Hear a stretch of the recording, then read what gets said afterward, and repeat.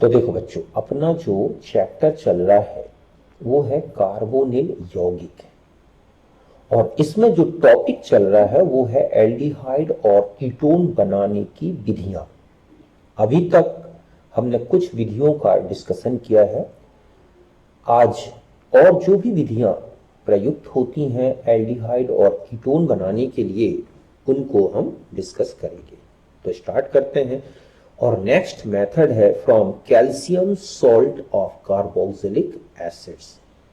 जो carboxylic acids होते हैं उनके कैल्शियम लवण का शुष्क आसवन कराया जाता है, तो बनते हैं एल्डिहाइड और कीटोन्स। समझ गए बच्चों? जैसे ये है कैल्शियम एसीटेट, ठीक है, ये क्या है बच्चों? Calcium acetate. और ये है कैल्शियम फॉर्मेट, है ना। इसका शुष्क आसवन किया जाए।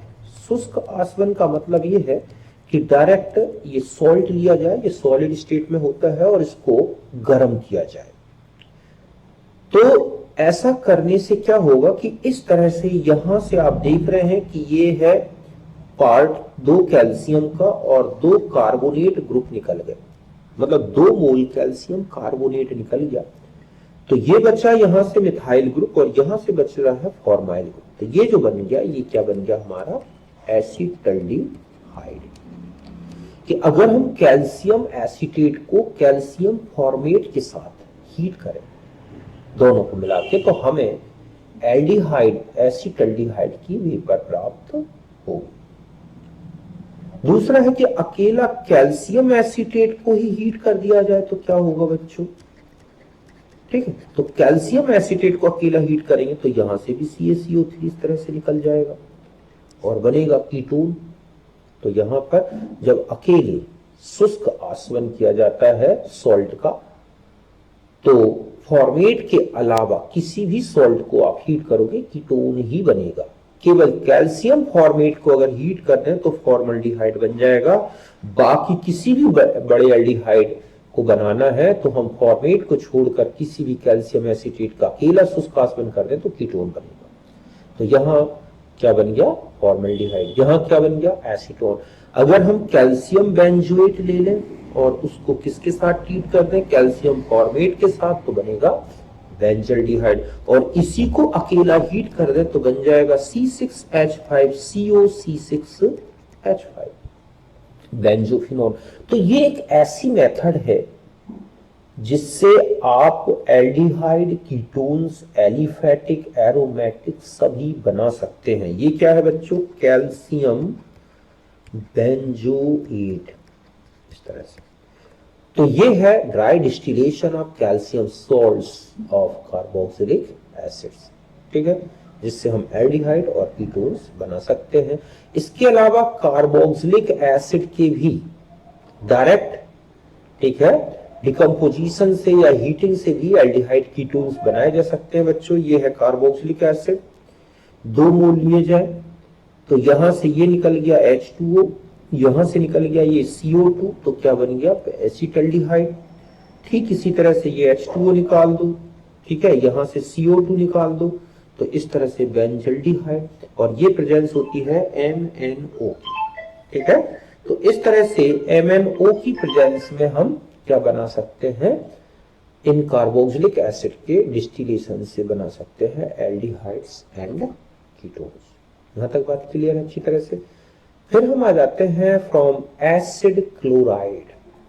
तो देखो बच्चों, एसिड क्लोराइड जैसे कि एसिटाइल क्लोराइड, बेंजोइल क्लोराइड, अगर इनको, ठीक है, ऑर्गेनो कैडमियम मतलब डाइमेथाइल कैडमियम के साथ ट्रीट कर दें तो यहां से 2 मोल ये निकल जाएगा CaCl2, मतलब 2 Cl निकल गए, 1 CaCl2, और इस तरह से हमें 2 मोल कीटोन प्राप्त हो जाएंगे। और ये इंपॉर्टेंट है, ठीक है, कि एसिटाइल क्लोराइड और डाइएल्काइल कैडमियम ऑर्गेनोमेटालिक कंपाउंड है, तो इस तरह से हमें कीटोन्स बना सकते हैं। इस मेथड से कीटोन ही बनेंगे।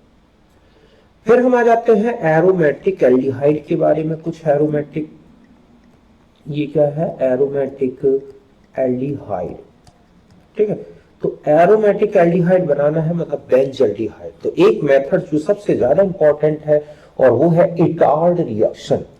इटार्ड रिएक्शन में ये होता है क्रोमाइल क्लोराइड, ठीक है, ये एक अच्छा ऑक्सीडाइजर होता है। तो पहले क्या होता है बच्चों क्रोमाइल क्लोराइड में कि ये जो दो H है वो इन दो ऑक्सीजन में से एक ऑक्सीजन के साथ जुड़ गए और इस तरह से एक कॉम्प्लेक्स बन जाता है जी। बाद में इसका जल अपघटन करा दिया जाए तो यहाँ दो OH आ जाएंगे और इनमें से एक H2O निकल जाएगा, तो ये बन जाएगा बेंजल्डिहाइड। और इस तरह से यहां पर मिला दो कैल्शियम, दो हाइड्रोक्साइड ग्रुप जुड़े हो गए इसमें और दो Cl ग्रुप, और इस तरह से निकल के तो ये बनता है। तो एक तो क्वेश्चन यही पूछ लिया गया है कि जो इटार्ड रिएक्शन है उसमें बीच में क्रोमाइल क्लोराइड के साथ बने हुए कॉम्प्लेक्स का फॉर्मूला क्या है। तो आप ऐसा भी लिख सकते हैं C6H5CHO, यही है ना, फिर यहाँ CrOH और यहां पर दो Cl2 थे और इसको कितना लगा दो होल ट्वाइस। तो इस तरह से हमें ये है इटार्ड रिएक्शन।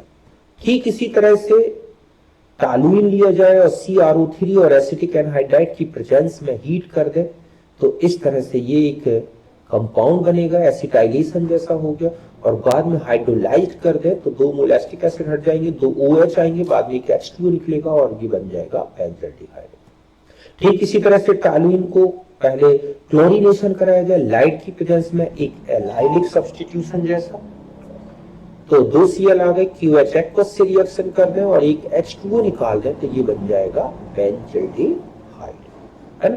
और अगर यहाँ पर 3 मोल क्लोरीन ले लिया गया होता तो बेंजोइक एसिड बनता, अगर 1 मोल क्लोरीन लिया गया होता लाइट तो बेंजाइल अल्कोहल बनता, और 2 मोल से है तो हमें इस तरह से बेंजल्डिहाइड बनाना है। ये रिएक्शन जो है ये है गैटरमैन, ठीक है, कोच रिएक्शन, ठीक है।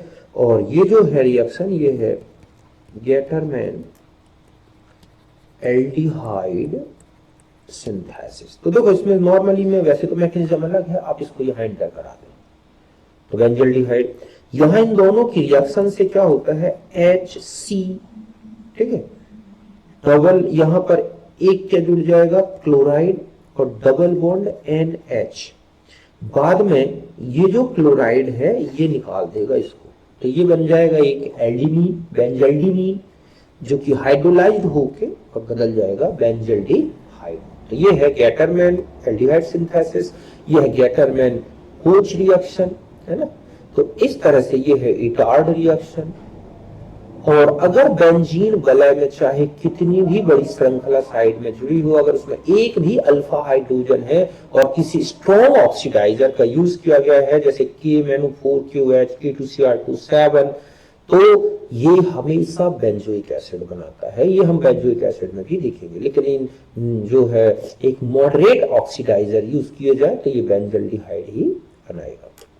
फीडल क्रॉप रिएक्शन है, तो फीडल क्रॉप रिएक्शन से एरोमेटिक कीटोन्स बनाए जाते हैं। तो इस तरह से ये बन गया एरोमेटिक। तो एसाइलेशन ये कौन सी है, एसिटाइलेशन रिएक्शन हो गई, ठीक है, ये बेंजोइलेशन हो गई। तो इस तरह से, और अगर हम इसका यूज कर दें बेंजीन के साथ तो डायरेक्ट 2 मोल यहां आ जाएंगे फेनाइल ग्रुप। तो ये है एल्डिहाइड्स और एरोमेटिक एल्डिहाइड्स बनाने की मेथड, जिसमें कार्ड अच्छी तरह से याद रखना है आपको। फिर आते हैं कुछ भौतिक गुण देख लें। तो फॉर्मल्डिहाइड अरुचिकर गंध वाली गैस होती है, शेष एल्डिहाइड एवं कीटोन द्रव है और अच्छी स्मेल होती है इनकी। 4 कार्बन तक के एल्डिहाइड कीटोन जल में विलय होते हैं क्योंकि हाइड्रोजन बंध बनाते हैं, क्योंकि ठीक है HB बना लेते हैं। बड़े क्यों नहीं होते बच्चों, क्योंकि बड़े जो एल्काइल ग्रुप होते हैं उनकी जल विरोधी एक्शन हाइड्रोजन बंध से कहीं ज्यादा प्रभावी होती है, इसलिए वो घुलते नहीं। कीटोन के क्वथनांक एल्डिहाइड से उच्च होते हैं क्योंकि ये कीटोन एल्डिहाइड से अधिक ध्रुवीय होते हैं। आप देखोगे इनके द्विध्रुवा गुण को कंपेयर करो तो एल्डिहाइड का और जो CO ग्रुप का, सॉरी एल्डिहाइड में जो CO ग्रुप का डाइपोल मोमेंट है CH3 उसके साथ जुड़ जाएगा, लेकिन अगर हम कीटोन में जाएं तो दो मिथाइल ग्रुप, 2 एल्काइल ग्रुप का डाइपोल मोमेंट इसके डायरेक्शन में हो जाएगा CO का। और यही रीजन है कि कीटोन ज्यादा पोलर होते हैं इसके रिस्पेक्ट में एल्डिहाइड के, जिसके कारण एल्डिहाइड से ज्यादा बॉइलिंग पॉइंट कौन रखते हैं बच्चों, कीटोन्स। तो ये कुछ भौतिक गुण है। और अगर आपको कंपैरिजन करना है कि लगभग समान अणुभार वाले, आपको क्या लेना है, लगभग समान अणुभार वाले, उनके बॉइलिंग पॉइंट में कंपैरिजन करना है। तो ब्यूटेन से ज्यादा इसका, इससे ज्यादा आप देख रहे हैं ब्यूटेनॉल का, ब्यूटेनॉल से ज्यादा इसका है। ईथर, ईथर के बाद आ जाएगा, गलत लिखा हुआ है, ये कहां गए बीच में, यहां पर इस तरह से देखें तो ये हो गया। फिर इससे ज्यादा CH3, CH2, CHO, फिर इससे ज्यादा हो जाएगा CH3, COCH3, और इससे ज्यादा हो जाएगा CH3, CH2, CH2, और 3 कार्बन और CH2OH। एक क्वेश्चन आता है कि अगर मान लो यहां पर C6H14 लिया जाए तो इसका बॉइलिंग पॉइंट किससे ज्यादा होगा। तो इसका बॉइलिंग पॉइंट ये बता दूं, CH3, CH2, CHO, CH3, CH2, COCH3 इनसे ज्यादा होगा, क्योंकि अणुभार ज्यादा है, कार्बन चेन बड़ी हो जाएगी, और इससे ज्यादा तो ये C का होगा, C3H6OH का, C3H7, ये मतलब प्रोपाइल अल्कोहल का, तो C3H7OH। मतलब यहां पर ऐसा नहीं कि हमेशा एल्केन का बॉइलिंग पॉइंट कम होगा एल्डिहाइड कीटोन से, बस ये है कि कंपैरिजन कंपेरेबल मॉलिक्यूलर मास हो तो ऐसा होगा कि कम होगा एल्केन का। लेकिन अगर बहुत बड़े बड़े एल्केन है तो वो एल्डिहाइड कीटोन से भी ज्यादा बॉइलिंग पॉइंट रखते हैं। लेकिन अल्कोहल हमेशा ज्यादा रखेंगे, क्योंकि एल्कोहल्स में स्ट्रॉन्ग हाइड्रोजन बॉन्डिंग होती है। तो जहां तक ये था हमारा एल्डिहाइड कीटोन्स की प्रिपरेशन और उनकी फिजिकल प्रॉपर्टी। अब हम आगे पढ़ेंगे केमिकल प्रॉपर्टीज के बाद। ठीक है, तो मिलते हैं नेक्स्ट वीडियो में।